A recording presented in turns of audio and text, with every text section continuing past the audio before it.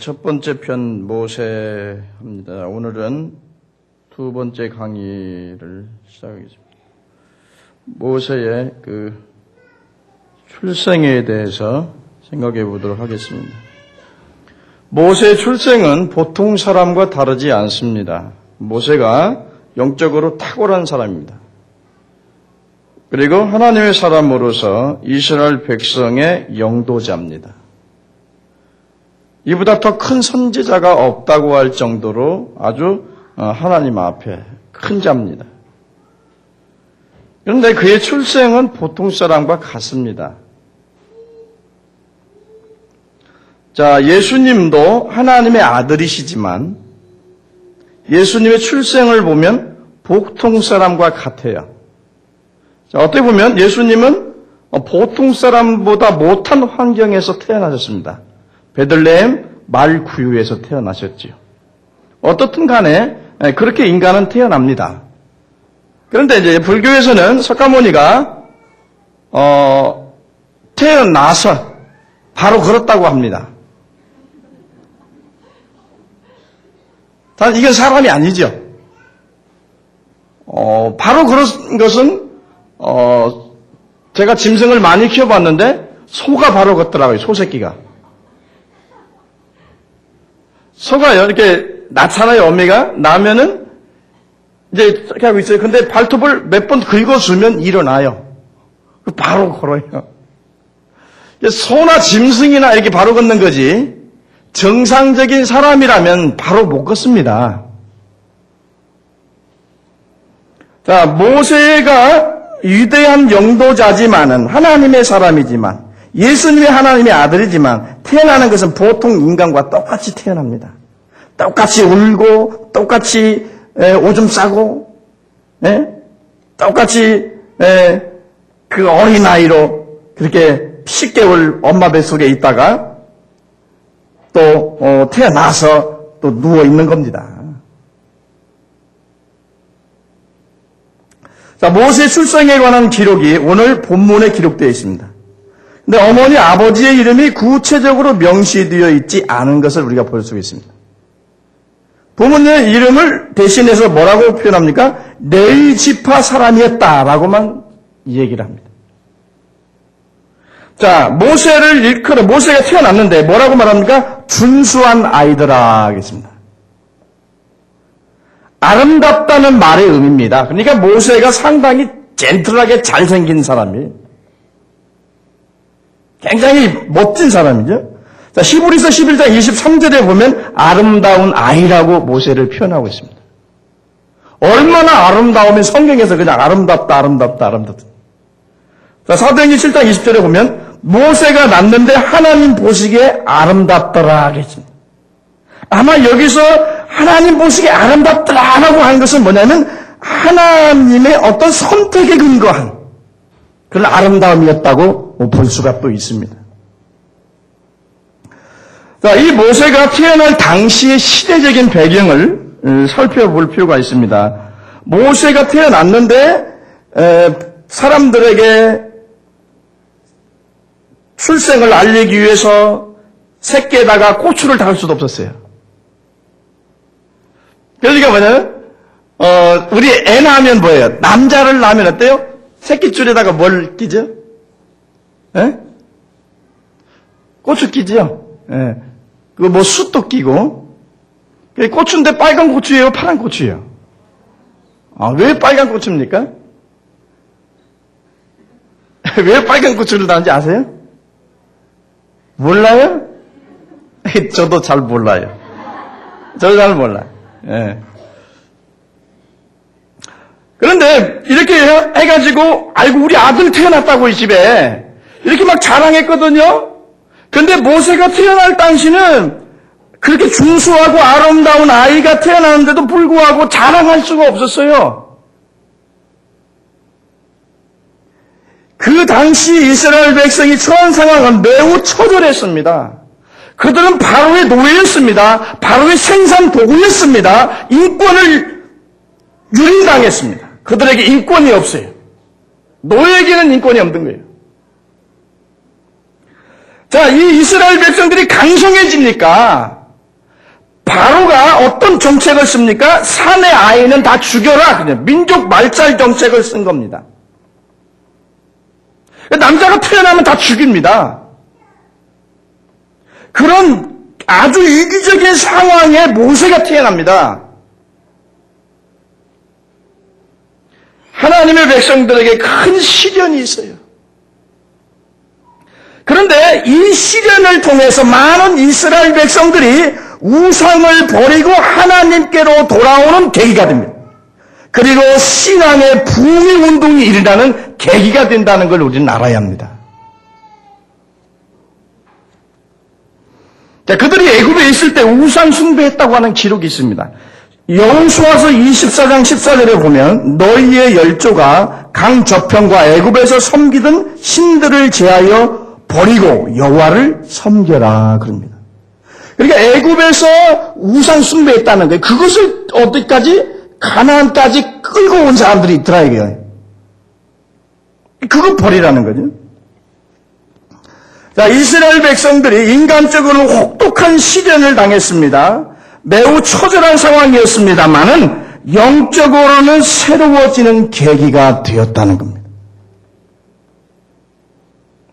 성도들에게 다가오는 시련이 인간적으로 우리들을 비참하게 하고 고통스럽게 하고 괴롭게 하고 우리 마음을 아프게 하고 슬프게 할 수 있습니다. 그런데요, 이런 시련과 이런 고통이 영적으로 우리를 각성하게 만든다 그겁니다.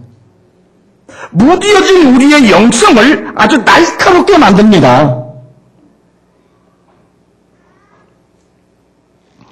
그래서 바로가 이제 하나님의 백성들, 이스라엘 백성들을 핍박하니까 이들이 시련을 받고 죽음의 위기에 처하게 되니까 이제 이스라엘 백성은 더욱더 하나님을 향한 열망으로 가득 차게 됩니다. 여러분, 노예들이 반란을 일으켜봤자 뭐 할 수 있겠어요? 어떻게 견뎌내겠습니까? 그러니까 하늘만 쳐다보는 거예요. 하나님을 바라보게 되고 그리고 어떻게 해요? 하나님이 약속하신 말씀을 생각하게 되죠. 그러면서 이들은 더욱더 기도하기 시작했고 더욱더 예배하기 시작했고 그러면서 이들이 영적으로 더욱더 강해졌어요. 그래서 더 강성해졌다고 얘기합니다. 핍박을 받으면 받을수록 이스라엘 백성이 더 커졌더라고 그랬죠. 자, 교회 역사를 보면 그 시대가 풍요롭고 안전하면 신앙이 영적으로 황폐하고 메마릅니다. 하나님을 향한 어떤 영적인 갈망이 없고 어떤 영적인 열정이 없습니다. 오늘 너희가 같이 그냥 교회 왔다 갔다 하고 별로 그렇게 하나님의 필요성을 못 느낍니다. 정말로 하나님의 은혜가 아니면, 하나님이 아니면은 정말로 나는 살 수 없습니다. 그런 어떤 영적인 갈망이, 영적인 어떤 갈증이 없어요. 그걸 이제 풍요 속의 빈곤이라고 그러죠. 물질적으로 풍요로운데 모든 게 다 있고 편리한데 뭐요? 영적으로는 점점 메마르가고 황폐해져가고 신앙이 형식화되어가고 습관화되어 간다는 겁니다. 그래서요, 우리가 힘이 있을 때 조심해야 되고 우리가 풍성할 때 조심해야 되고 우리에게 많은 것이 있을 때 조심해야 합니다.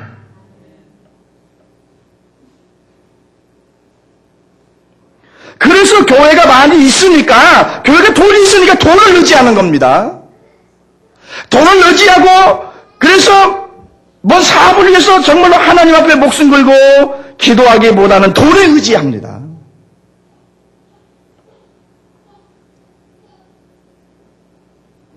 그러면서 적당히 세상과 타협하고 교회가 세속화됩니다. 뭐 여러분 보세요. 교회 아니라고 뭐 달라요? 특별히? 찬송하고 예배하고 예수님의 이름 부르고 설교하고 이것만 좀 다르지. 제가 보기에는 이 사고 구조가 정신이 전혀 예수 믿는 사람답지가 않아요. 현대교회가 그렇대. 예수님의 정신이 전혀 없어요. 예수님 마음이 없어요. 그분을 향한 영적인 갈망이 없고 사랑이 없습니다.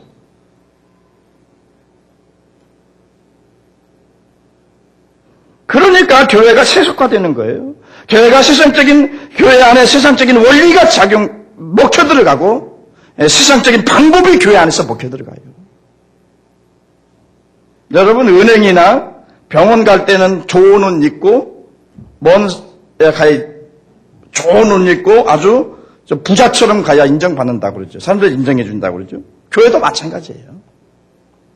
가난하고 병들고 그래서 앞 못 보고 이렇게 오면은요, 어이구 저 뭐 들어온다냐.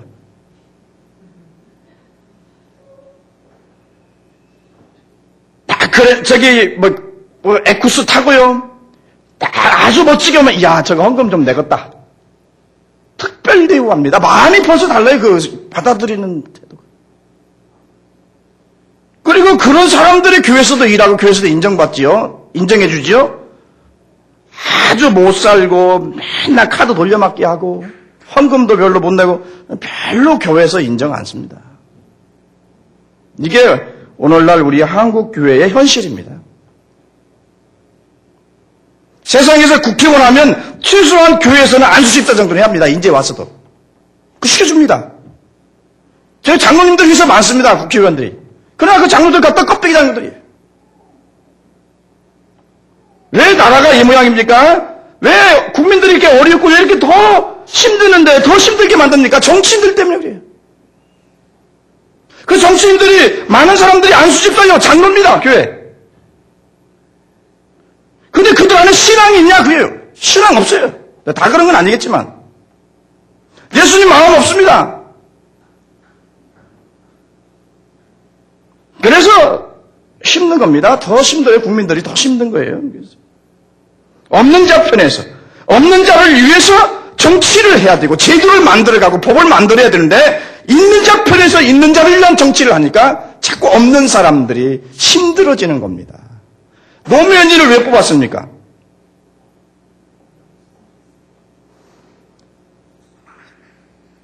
민초들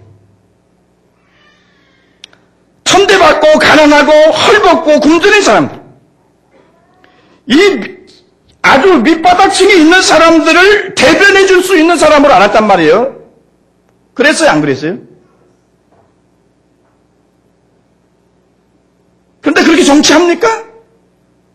그 정치 그렇게 않잖아요. 오히려 없는 사람이 더 힘들어지고 있습니다, 지금. 노무현 정치 그렇게 하려면 내려와야 돼요. 노무현이를 어디로 보내요? 영화계로 보내고 탤런트로 보내고 내가 그 자리에 가야 돼요. 내가 지보다 더 잘해 내가. 하라면.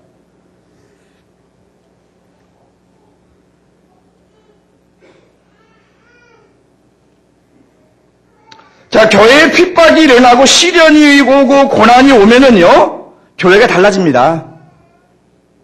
인민군들이 따발 좀 들고 돌아보세요. 그리고 와서 핍박하고 고난을 받아보세요. 여러분 신앙이 달라져요. 믿음이 빛나게 돼 있어요. 기도요?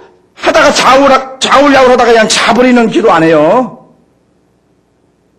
죽겠다고 매달릴 거예요 아마. 그러니까 잘 보세요. 핍박이 일어나고 시련이 있고 고난이 있으면요, 사람들 더 열심히 깨어서 기도해요. 열심히 하나님을 섬기고 영적으로 더 빛나게 되는 거예요. 그래서 하나님이 그 백성들에게 곤고한 날과 형통한 날을 병행하게 하셨다. 이게 얼마나 하나님이 인간을 잘하는지 몰라요.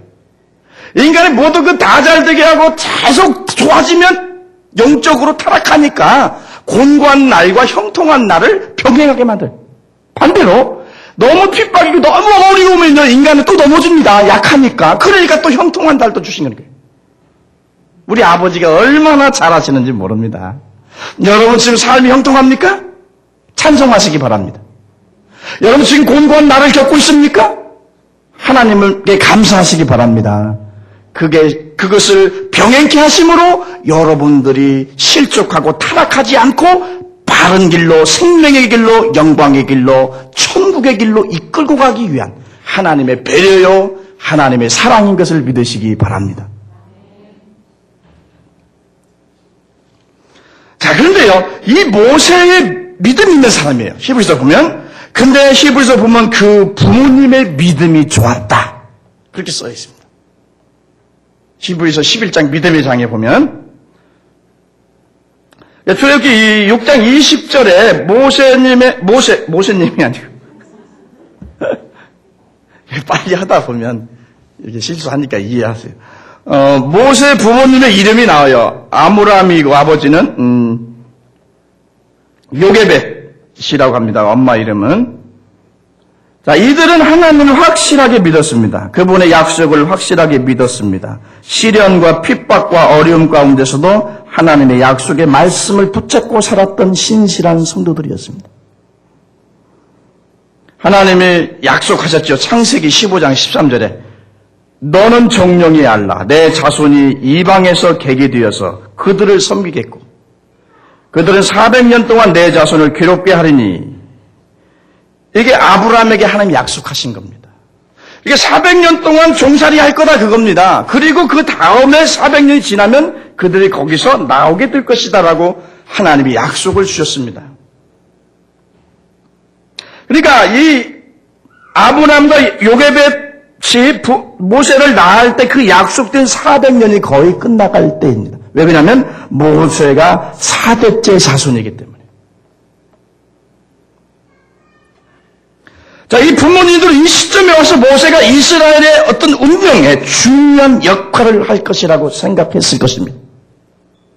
역사가 요세푸스는 이건 전승입니다. 성경에 나온 게 아니고 이렇게 역사가 요세푸스는 이렇게 얘기합니다. 모세의 부모들이 모세가 이스라엘 백성들의 해방자요 구원자가 될 것이라는 내용을 꿈의 계시로 받았다고 기록을 하고 있습니다. 성경의 기록이 아니고 요세푸스 역사가의 전승의 기록입니다. 그런데 이게 왜 또 설득력이 있냐면은 대개 보면 사사들이 태어날 때 유명한 사람들이 항상 부모들의 꿈에 하나님이 천사들을 통해서 현몽합니다. 그래서 내가 나신으로 이제 하나님 앞에 드려질 것이다. 뭐 이런 메시지를 미리 주잖아요. 구약에 보면. 그런 걸로 볼 때 아마 모세 부모님들도 꿈의 계시를 천사들의 계시를 받지 않았나 그런 생각이 듭니다.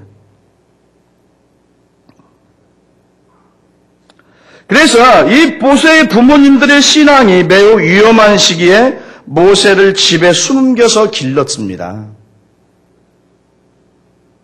오직 그 부모님들의 믿음으로 모세를 3개월째 숨겨서 길렀습니다.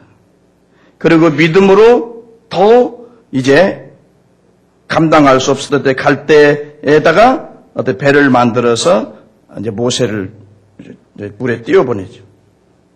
자, 11에서 11장 23절에 보면 믿음으로 모세를 낳을 때에 그 부모가 아름다운 아이임을 보고 석 달 동안 숨겨 임금의 명령을 무서워하지 아니하니라 그랬어요.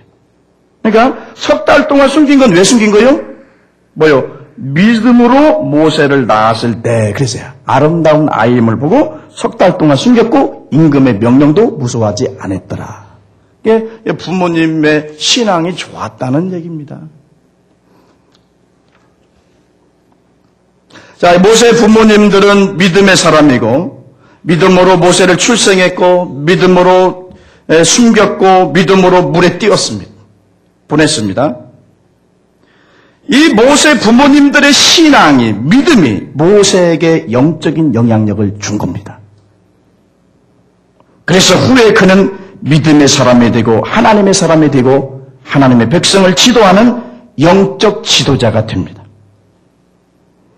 자, 부모님들은 단지 자녀들을 물질적으로 공급하고 육체적으로 만족을 시켜주는 것만으로 충분하다고 생각하면 안 됩니다.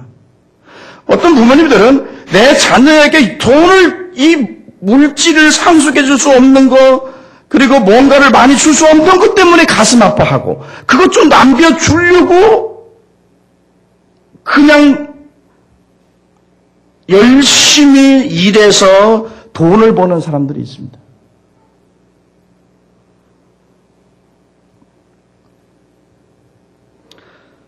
그런데요, 제가 20년 전에 저는 정확한 게 하나도 없습니다. 그걸 아시고 제 정보는 정확한 게 없어요. 약 숫자는 특별히 그렇습니다. 약 20년 전에 예수 믿으면서 그 후로 연단을 받으면서 제가 깊이 깨달은 것은 뭐냐면 어떤 물질적으로 공급받고 육체적으로 만족한 삶을 사는 게 중요한 게 아니고 내가 영적인 유산을 가지고 하나님을 믿는 믿음을 가지고 태어난 것, 그것이 가장 소중하더라는 겁니다. 그래서 그때 가장 부러운 사람들은 돈 많은 사람도 아니었고 권력가도 아니었습니다. 뭡니까? 믿는 가족에 태어나서 믿음으로 산 사람들이 가장 부러웠습니다. 그 사람들은요, 나보다 기도도 많이 안 해요. 솔직히 말해서. 믿음대로 살려고 그거 하지도 않아요. 대충 사는 것 같아요. 근데 별 고난이 없습니다. 근데 믿음으로 살려고 하고 기도 많이 하고 어떻든 헌신하고 주님을 위해서 죽기 살기로 하는데도 나에게는 얼마나 고난이 많은지. 그러니까 이게요, 믿음의 3대째 4대째 된 사람들하고요, 첫 때 믿은 것하고 그게 많이 다른 거예요. 부모들이 믿음으로 다 심어놨어요, 영적으로. 그 자녀들이 그걸 누리는 거예요. 천대까지 복을 받는다고 해요, 천대까지. 그런데 내가 귀신만 섬기다가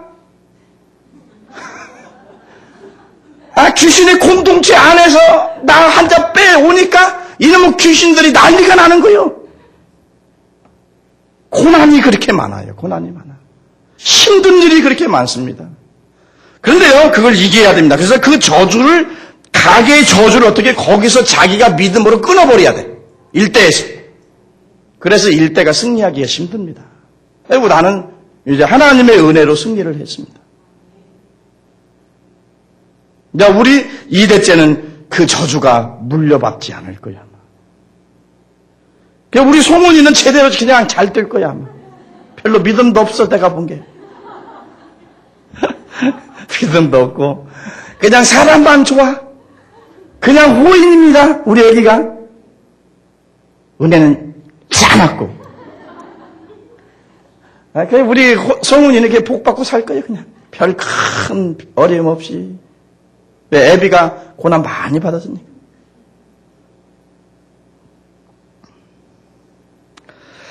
보세요. 여기 이 모세의 부모님들이 모세에게 물려줄 수 있는 게 딱 하나 있습니다. 노예라고 하는 신분, 그걸 물려줄 수 있습니다. 노예가 자식을 낳으면 그 자식도 노예입니다, 여러분. 그래서 이 부모님들은 영적인 것, 믿음의 유산을 물려주지요. 그래서 모세는 믿음의 사람이 되고 하나님의 사람이 된 겁니다. 그래서 돈보다도 물질보다도 더 중요한 것은요, 아이들에게 믿음 심어주는 게 중요합니다.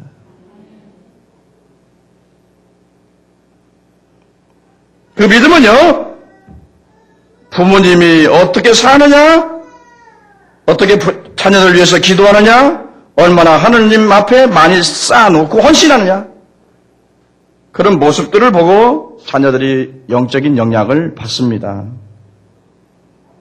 아무것도 없어도요, 믿음 있으면 하나님이 그 사람 세웁니다. 보세요. 에브라임 링컨 우리가 잘 알잖아요. 그 가정이 얼마나 어려웠습니까? 어머니가 병들었지요. 아들에게 줄 것이 없어요. 그래서 성경책을 유산으로 불렸습니다. 네가 어려울 때마다 이 성경을 봐라. 딱 하나 에브라임 링컨이 물려받는 게 성경책 하나예요. 어머님의 기도예요. 그가 많은 실패를 했습니다. 그러나 결국에 저기 어디로 갑니까? 워싱턴까지 갑니다. 그러니까 통나무집에서 워싱턴까지 가게 만드는 게 무슨 힘이냐? 하나님이 하실 수 있는 일이에요. 그게 믿음이라는 거예요. 그러니까 너무 물질 만능주의의 아이들을 젖어들지 않도록 믿음으로 키우시기 바랍니다. 학원을 안 보내도 교회는 보내십시오. 근데 요즘 부모님들은요, 성경학교 하면 학원 보낼 거 다 보내고 남는 시간 보냅니다. 근데 믿는 집사님들이 더 교회 안 보냅니다, 자식들. 왜? 자기 믿음이 거지 같으니까. 애들도 거지같이 믿게 만드는 겁니다. 강남에서요, 여러분 요즘에 강남에, 요즘이 아니죠. 얼마 전, 한참, 시험 보면은요, 학생이 전도사님이 절대 교회 나오게 전화하면 큰일 난다는 거예요. 장로님, 권사님 자녀들.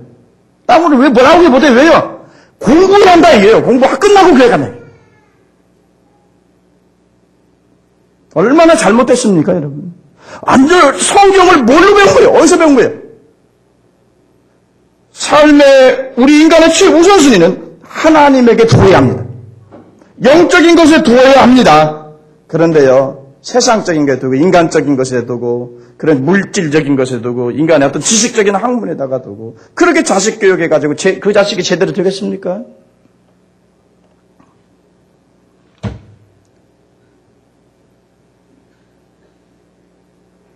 위대한 사람 위에는 위대한 스승이 있습니다. 그죠? 위대한 제자 위에는 위대한 스승이 있어요. 위대한 믿음의 사람 위에는 위대한 믿음의 부모님들이 있습니다.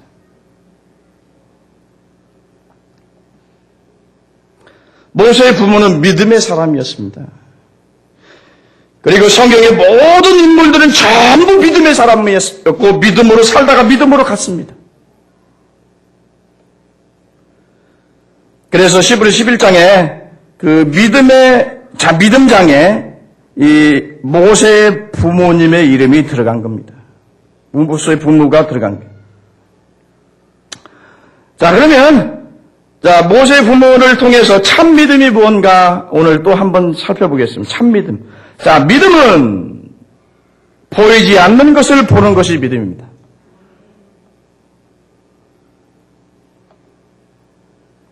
히브리서 11장 23절에 보면 모세가 낳았을 때 그 부모가 아름다운 아이임을 보고 모세가 태어났을 때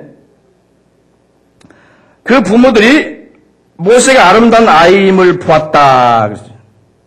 그러니까 모세가 아이로 태어났지만 얘는 그 아이 이상의 어떤 의미를 부여했고 어떤 그 이상의 것을 보았다는 거예요. 다시 말하면 모세의 부모들은 믿음으로 보통 사람이 볼 수 없는 것까지 볼 수 있었다는 얘기입니다. 아이를 볼 때 믿음의 눈으로 보니까 하나님이 주신 그 약속, 하나님 주신 목적이 있다는 것을 깨달았다는 겁니다. 그래서 아이를 석 달이나 숨겨서 길른 겁니다. 자, 믿음의 사람들은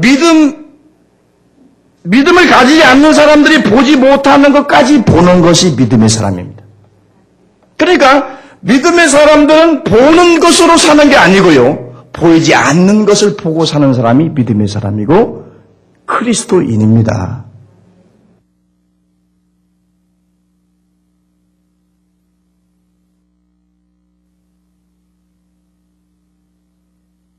모든 전략적으로나 모든 것이 다 뛰어난데도 이상하단 말이에요. 그래서 그걸 알아보죠. 그러니까 이스라엘은 선지자가 있습니다. 엘리사가 있어서 왕이 신하와 같이 전략을 논의하는 것까지도 압니다. 그러니까 우리가 지는 겁니다. 이게 그는 못도 쳐야 합니다. 그래서 어디로 몰려옵니까? 아람 군대가? 엘리사를 잡으러 엘리사 한 사람 잡으러 많은 군대를 이끌고 몰려듭니다. 포위를 하죠. 그때 이 엘리사의 종 하인이 두려워서 떱니다. 아람 군대가 선지자 주님을 죽이러 왔습니다. 그런데 엘리사는 두려워하지 않습니다. 떨지 않습니다. 태어납니다. 왜 그렇습니까? 그 하인이 게하시가 보지 못하는 것을 보고 있었습니다. 뭐라고 기도합니까? 엘리사가 저 하인의 눈을 열어서 하나님의 군대가 종의 집을 호위하고 있음을 보게 하소서라고 합니다. 보니까 불병거와 불날들이 하늘에서 엘리사를 확 호위하고 있는 겁니다. 영적인 눈을 열어서 보니까 엘리사는 그걸 보았다는 거예요. 그러니까 사람의 군대가 안 무서운 겁니다. 그러니까 믿음이라고 하는 것은 보통 사람들이 보지 못하는 것을 보는 게 믿음이다 그거예요. 그래서 믿음의 사람들은요, 보는 것대로 살고, 보는 것대로 결정하고, 보는 것대로 선택하지 않습니다. 보는 것으로 모든 걸 다 결정하지 않아요. 지금 어려움이 돼야 눈앞에 보이고, 모든 것이 끝난 것처럼 보여도 그 배후에서 역사하시고 하나님 섭리하시고 계획하시는 하나님의 어떤 역사를 보는 게 믿음의 눈입니다. 그래서 실망하고 절망할 수밖에 없는 상황 속에서도 믿음을 붙잡고 주님을 붙잡고 믿음으로 앞을 향해서 나가는 겁니다. 그래서 승리하는 겁니다. 이게 믿음이요. 보는 걸 그대로 보는 건 믿음 아니요. 그냥 보는 걸 보고 믿는 건 믿음이 아닙니다. 보이지 않는 걸 믿는 게 믿음이에요. 지금 모든 것이 불가능하고 안 될지라도 하나님이 역사하셔서 되어질 일들을 먼저 영적인 눈으로 믿음의 눈으로 보는 게 믿음입니다. 지금 내가 이스라엘 백성들처럼 광야길을 걷고 있지만은 그게 어렵고 힘들지만은 저기 저쪽 뿔이 흐르는 가나안 땅이 있음을 알기에 오늘 이 광야에서 좌절하지 않고 절망하지 않고 오늘을 믿음을 갖고 힘을 내서 걸어가는 겁니다. 오늘 우리가 인생을 사는 게 힘듭니다. 그러나 우리 하나님이 우리를 위해서 천국을 예비해 놓으셨기 때문에 그 나라를 향해서 가는 우리는 순례자이고 그 나라가 존재한다는 것을 믿기 때문에 오늘도 우리가 살 수 있는 겁니다. 보지 못하는 걸 보는 게 그게 믿음이라는 거죠. 자, 그 다음에요. 믿음은 행하는 것이라고 했죠. 하나님께서 모세에게 특별한 뜻이 있음을 확신하고 모세 생명을 구하기 위해서 석 달 동안 숨겼다고 했습니다. 그래서 그러면서도 절대 어떤 왕의 명령에 두려워하거나 떨지 않고 오히려 담대했다고 했습니다. 그래서 믿음은 사람을 담대하게 만듭니다. 그리고 앞을 향해서 나가게 만듭니다. 믿음이 있으니까 어떻게 해요? 앞을 향해서 나가는 겁니다. 믿음이 있으니까 주님께서 너희 이 종이 나을 것이다 라는 말씀 믿고 돌아가니까 어때요? 낫지 않습니까? 믿고 행동하는 겁니다. 그게 믿음이라는 거죠. 그래서 믿음이 좋으면서 행함이 없는 것은 거짓 믿음이라는 겁니다. 자, 그 다음에 세 번째, 믿음은 모험을 수반하는 것입니다.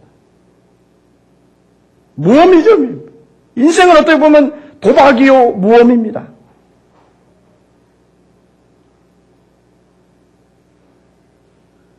모세가 태어날 당시에 바로왕이 이스라엘 남자아이는 다 죽이라고 명령했습니다. 왕의 명령을 거역하는 것은 죽음입니다. 그런데 석 달 동안 숨겨 기르는 모험을 합니다. 그 다음에 어떻게 합니까? 갈대 상자에 역청과 나무 진을 칠하고 아이를 거기 담아서 바로의 딸이 목욕하는 그 강으로 떠내려 보냅니다. 분명히 뭔가를 계획하고 떠내려 보내는 겁니다. 뭔가 믿음을 갖고 있기 때문에 그 떠내려 보내고 딸에게 보게 하는 겁니다. 미리암에게. 이게 모험 아닙니까? 모험은 아무나 하는 게 아닙니다. 믿음의 사람만 할 수 있습니다. 너의 친척과 본토와 아비집을 떠나 내가 너에게 지시할 땅으로 가라. 모든 걸 다 고대시대에 그 고향을 떠난다는 것은 굉장히 위험한 모험입니다. 그런데도 하나님 약속의 말씀을 그냥 믿고 그걸 다 놓고 어떻게 떠나지요. 이게 모험입니다. 이런 모험을 안 하면 믿음을 행사할 수 없고 믿음의 역사를 일으킬 수 없습니다. 그러니까요, 믿음으로 이게 인간적으로 믿음 갖는 게 쉬운 게 아닙니다.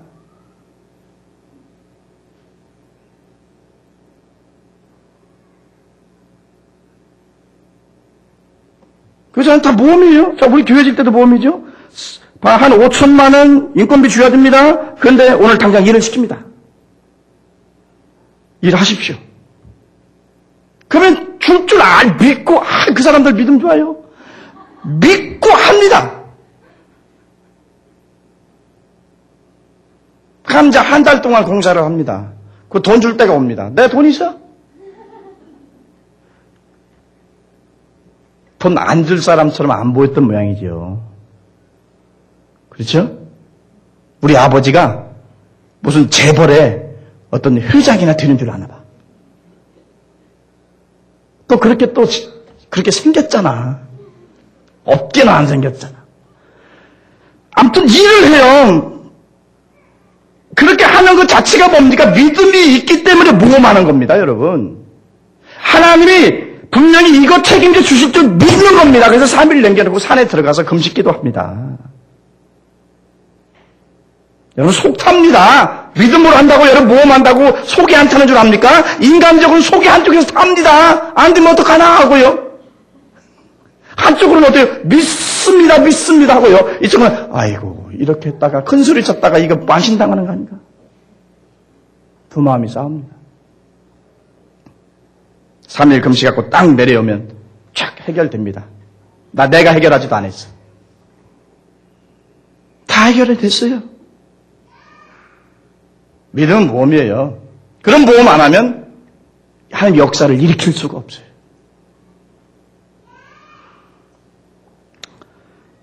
자, 그러면 믿음 뭡니까? 하나님 절대 주권에 모든 걸 맡기는 겁니다. 자, 여러분 이제 믿음이 뭔가에 대해서 알면 나 믿음 좋아 이렇게 쉽게 말 못합니다. 자, 믿음은 뭐라고요? 하나님의 절대 주권에 하나님의 섭리에 내 모든 걸 맡기는 게 믿음이다. 그럽니다. 아멘이 덜 나와요. 아멘이 안 나와. 자, 믿음이 안 들어가도 자꾸 아멘 해가지고 믿음을 갖도록 아멘 하십시다. 아이고, 또 시간이 돼갑니다. 창세기 7장 21절에 갈상자에 눕혀졌을 때 이것을 버려지다라는 표현을 씁니다. 버려지다. 하나님 절대 주권을 믿고 하나님의 손에 모든 걸 맡기고 버리는 겁니다. 그냥 버리는 게 아니라. 하나님의 주권을 믿고 모세를 하나님의 손에 맡기는 겁니다. 그분의 주권에, 그분의 섭리하심에 맡기는 거예요. 이때 하나님이 바로의 딸, 그 공주의 눈을 열어서 그걸 보게 만듭니다. 그리고 마음을 움직여서 불쌍에게서 양자를 삼습니다. 그래서 모세가 바로의 궁전 안에 들어가게 됩니다. 어떻게 히브리 죽을 운명에 처한 자식이 어떻게 바로 궁 안에 들어가겠어요? 애굽 왕자가 되겠습니까? 신통방통한 거예요. 근데 애굽 사람으로 볼 때는 뭐요? 악의 씨앗을 가지고 들어오는 겁니다. 죽을 듯 하는 거예요, 지금. 이 사람이 나중에 애굽의 열 재앙을 통해서 애굽을 박살내는 사람이 되거든요. 몰랐지. 그래서 성경이 뭐라면 너의 길을 여호와께 맡기라고 말합니다. 저를 의지하면 저가 이루시고라고 말합니다. 디모데후서 1장 12절에요. 나의 의리하는 자를 내가 알고 또한 나의 의탁한 것을 그날까지 저가 능히 지키실 줄 확신함이니라 그랬어요. 믿음으로 하나님 절대 주권에 맡겼을 때 하나님께 철저하게 보호하시고 인도하시고 기적을 베푸십니다. 그래 생명을 살렸을 뿐 아니라 친어머니로 하여금 젖먹이게 만들고요. 그리고 신앙교육하게 만들고요. 바로의 딸로 하여금 그 안에서 자라게 만듭니다. 이게 하나님의 기가 막힌 지혜 아닙니까? 하나님의 절대 주권에 하나님의 어떤 그런 절대 섭리에 다 맡겼기 때문에 하나님이 하셨기 때문에 이렇게 기가 막히게 역사한 거지 인간의 지혜로는 이것을 해낼 수가 없습니다. 그러니까 믿음은 뭡니까? 하나님의 절대 주권을 믿고 의지하고요. 하나님의 지혜로 사는 것이 믿음입니다.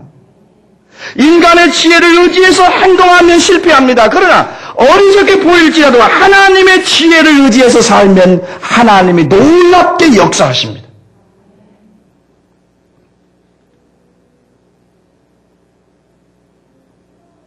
하나님의 지혜가 얼마나 놀랍습니까? 아주 완벽하게 모세를 이스라엘의 영도자로서 준비시키고 있지 않습니까? 어머니, 친어머니로 하여금 젖먹이게 하고, 그러면서 젖먹이면서 네가 누구라는 거. 네 혈, 어떤 피가 흐르고 있다는 거. 너의 여호와가 있다는 거, 여호와께서 어떤 약속을 우리에게 주셨다는 거, 이거 얼마나 많이 했겠어요.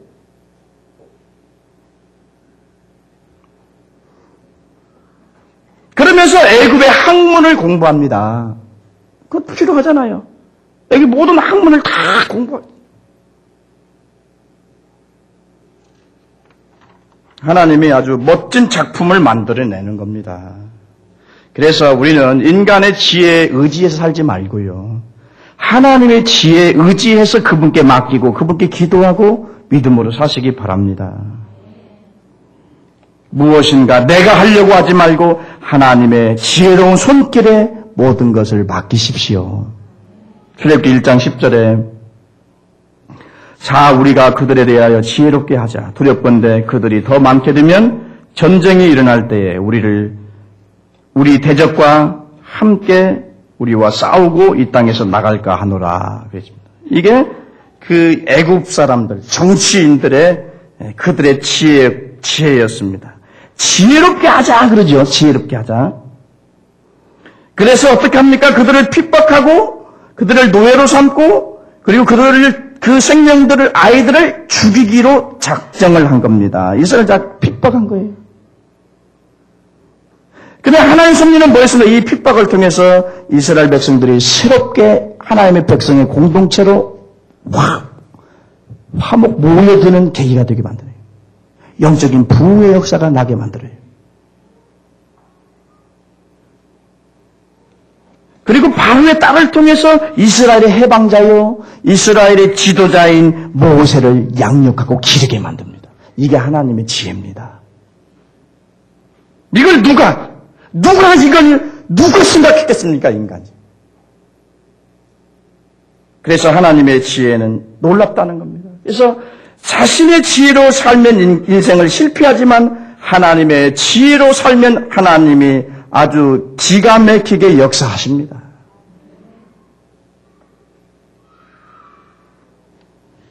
고린도전서 1장 26절에 28절에 보면 형제들아 너희를 부르심을 보라. 육체를 따라 지혜 있는 자가 많지 아니하며 문벌 좋은 자가 많지 아니하도다. 그러나 약한 것들을 택하여 강한 것들을 부끄럽게 하시며 하나님께서 세상의 천한 것들과 멸시받는 것들과 없는 것들을 택하사 있는 것들을 패하게 하시나니. 여러분, 아담과 이브가 지혜롭게 자신들이 하나님처럼 되기 위해서 자신들의 지혜로 선악을 알게 하는 나무의 열매를 따먹었을 때 죽음이 찾아왔고 인간에게는 비참과 비극이 찾아왔습니다. 그들이 만약에 하나님의 주시는 말씀, 하나님의 지혜를 따라서 믿음으로 살고 순종함으로써 어떡하면 그들은 더 큰 영광에 이를 수 있었습니다. 어떻게 사시겠습니까? 여전히 이브의 후손으로서 여러분 자신이 하나님에 대해서 여러분들의 지혜를 의지하고 살겠습니까? 아니하면 하나님의 지혜를 의지해서 사는 믿음의 사람들이 되시겠습니까? 그것은 여러분들이 결정하십시오. 그 결과는 하늘과 땅 차이로 크게 나타날 것입니다. 하나님의 지혜로 믿음으로 사는 자는 절대 망하지 않습니다. 하나님이 세우시고 또 영광스럽게 만들 것입니다. 믿음으로 사시기 바랍니다. 기도하겠습니다. 우리 아버지 하나님 감사합니다. 거룩하신 주님께서 우리에게 믿음 주시고 보지 못하는 것들을 보고 행동하게 하시며 주님이 말씀하시는 믿음 가지고 승리할 수 있도록 도와주시옵소서.